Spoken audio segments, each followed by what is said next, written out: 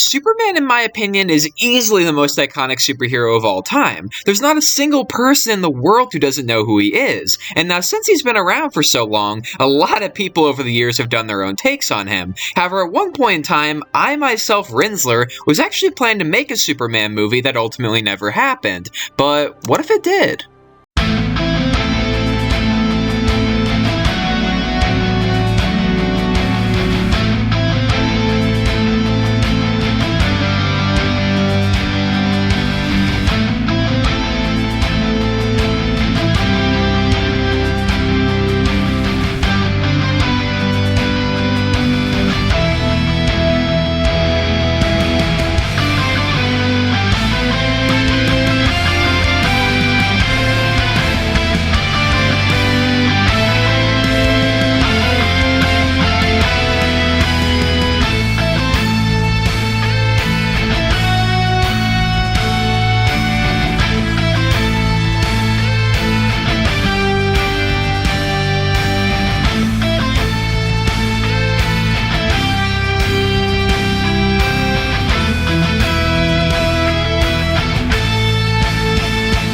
In early 2021, I thought of the idea of becoming a film director. I began an extensive Blu-ray collection in order to familiarize myself with the greatest directors in the world. I even renamed the channel from Rinzler Network to Rinzler Productions, with the idea of turning this channel into a movie production company. My earliest concept was for a Superman fan film that I actually didn't intend to make until at least the late 2020s. In the meantime, I intended to direct more small-scale movies in order to get my foot in the door. My first movies would have been a loosely connected series of creepypasta adaptations. I hoped at the time to make movies about Slender Man, Jeff the Killer, Laughing Jack, and Tiki Toby, with plans to use whatever profit I gained to fund a large-scale Superman fan film. This movie would have featured a Superman who's been Superman for a few years already, but his suit would be actually quite a lot different than other versions you're probably used to. This version would replace the yellow highlights with white highlights, and the belt buckle, instead of being a Superman logo, would instead be an imprint of the city of Kandor, the capital of Krypton. The main villains would have been Brainiac and Lex Luthor, and the love interest would have been Lois Lane. I had a couple ideas for the cast, which may have included, and I know this sounds ridiculous, and I agree with that now, but myself in the role of Superman. Yes, a blonde Superman. I even did a screen test of myself in a Clark Kent outfit, and I modeled the concept art off of myself. And keeping with this theme, my own real-life father was who I had in mind for the role of Jor-El.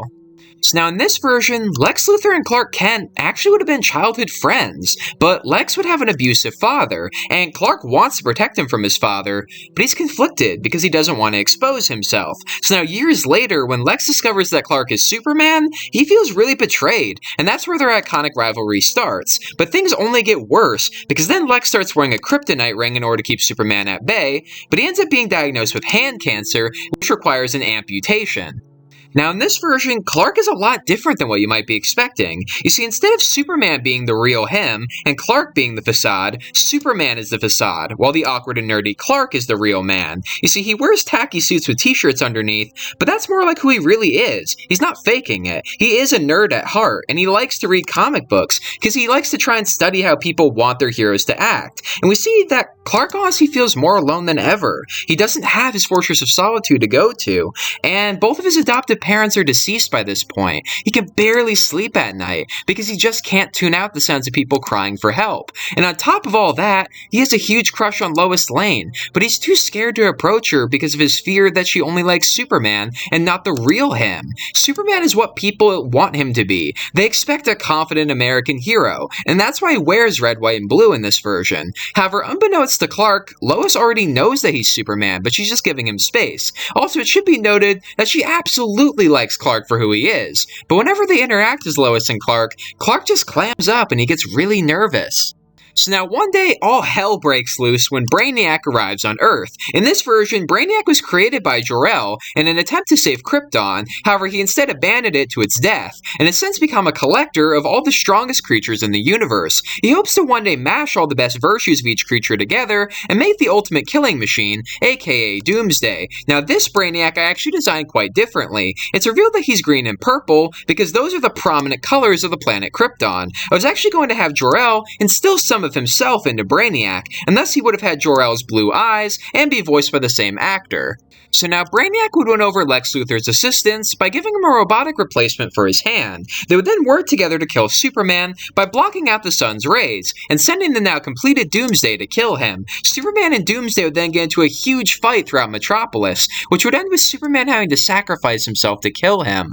A citywide funeral would be thrown for the fallen hero, and Lois Lane would get to have a really good emotional scene where she just cries over his body, and she wishes she had told Clark that she knew who he was. She wishes she could have done things differently. Brainiac that night would attempt to steal Superman's corpse and use his DNA as part of his next Doomsday project, but the body is missing now. Lois soon discovers that and ends up being whisked away by a robot that emerges from baby Kal-El's escape pod. This robot turns out to be another creation of Jor-El, who was built to bring his son back to life if need be. The robot was programmed to bring whoever Clark felt connected to his side. So now the robot would bring Lois to the newly created Fortress of Solitude, where we see Superman has been submerged in a tank full of green liquid, with a respirator on his face and tubes sticking out of his arms and legs. Now when he wakes up, he's a little bit crazy at first, but is quickly calmed down by Lois, as well as a message from Jor-El, who Clark has never heard from before now. Now Clark would take his time in recovery to confess his attraction for Lois, who of course reciprocates, but he doesn't actually make a proper move towards her, since he's still worried she only loves the fictional part of him. Meanwhile, Brainiac would of course betray Lex Luthor and plans to kill him. However, the day is of course saved by Superman, who's now wearing a black version of his suit. He defeats and destroys Brainiac, which is pretty hard for him to do since he has his father's voice. He then rescues Lex, who he sends to prison, but we can see that maybe their friendship won't remain lost forever. We then see Clark return to work, where he's approached by Lois, who asks him out. We can see that these two are probably going to be together going forward. The last scene of the movie shows Superman making himself a new suit. He decides not to try and be the typical American hero anymore. Humanity needs a worldwide hero, and he decides to change his suit to reflect that. So now it's the blue, red, and yellow suit just like in the comics. So why didn't my Superman movie get made?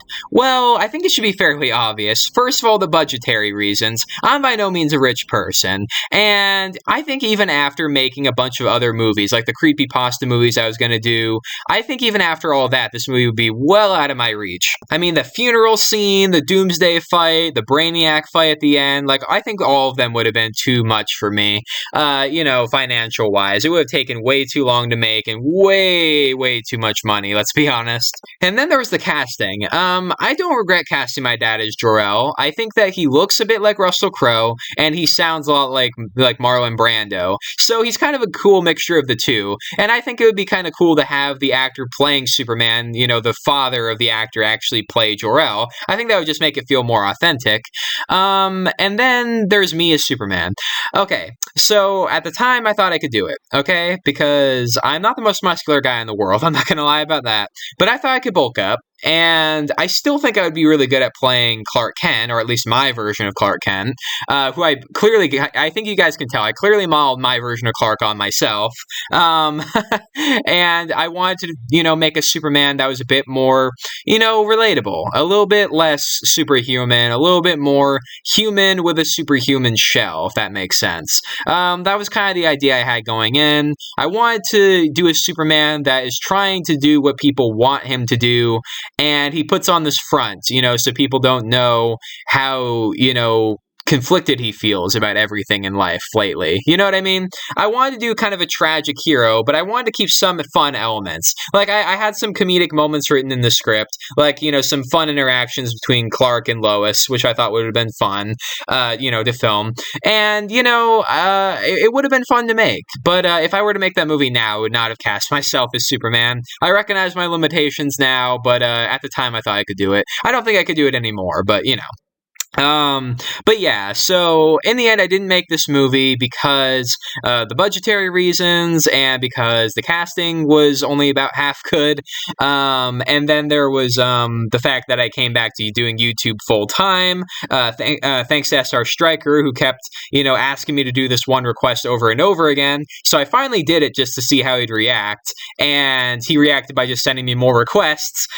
So I've just been making the videos ever since then on a daily basis. basis. The video I'm talking about was what if the Penguin was in Batman Forever. He asked me to do that video, I'm not kidding, from like June of 2020 all the way to like September of 2021. Like, he asked me every single video for over a year. So I finally did it, just to humor him. And then, I've taken off from there. So I thank SR Striker for bringing me where I am now. I couldn't have done it without him, honestly. So if he's watching, then thank you, SR Striker. And if he does a comment on this video, make sure to give him lots of thumbs up or hearts or whatever, and just show him the support, because without him, I wouldn't be here right now. I would probably still be writing movies that are probably never going to happen. So, yeah, so thank SR Striker for that.